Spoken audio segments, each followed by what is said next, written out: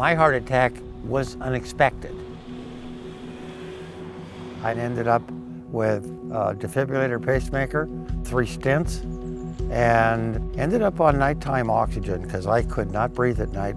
I was a very sick man. A flight of stairs, by the time I got to the top of the stairs, I was going like this. That's when my doctor suggested I be considered for a transplant. So she recommended Stanford. And I'm here to see Dr. Banerjee. When I first saw him, we started the workup for transplant. Deep breath. When we did his ultrasound and echocardiogram, we could see that both sides of the heart weren't working well, and on examination, he had way too much fluid in his body, almost to the point where he was drowning. He lives in Montana, and he likes to go fishing and go on raft trips, and his wife was so worried about him that she would not let him go down the river because he was so sick. We met with the doctors, and they said they want to try some things first. And one of the things they wanted to try was to put me on this diet. The cornerstone of therapy for our heart failure patients is sodium restriction. We've seen that in our patients with heart failure who are able to alter their diet have a better response to medications.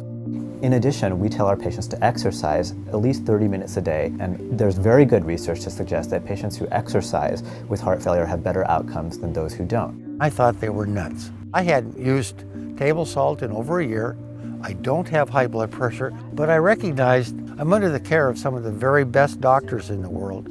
Maybe I should pay attention. So we started immediately. Nothing out of a can, nothing out of a bag, nothing out of a box, and no processed foods.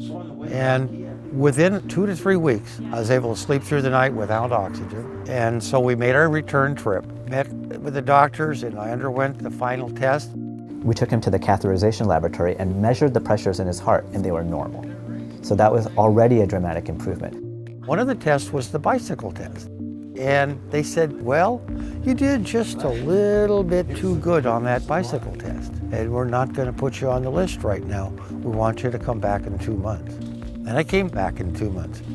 And they said, you don't even look like the same guy. It's going to be a little bit cold. Very early on, we saw the signs that his heart was getting better. We repeated an echocardiogram, an ultrasound of the heart, and we saw that the right side of his heart, which was very big and not working well because he was so fluid overloaded, had now come back to normal. I'm seeing a definite improvement in that part of the heart. And what we found over time is that we were walking down his diuretic dose. That's when we know we were succeeding. I began to recognize they're not interested in a transplant for me at all. I'm very, very grateful to the people at Stanford. Without them, I might even be sitting on this bench. They make you feel good. They make you feel like I'm in a great place. And that's been just very powerful for me. 3 to 4 months after we first saw him, he was again rafting down the Smith River. The first trip, I was actually on the oars for 34 of the 60 miles. The second trip, I took my own raft and I rode almost the entire trip without any difficulty.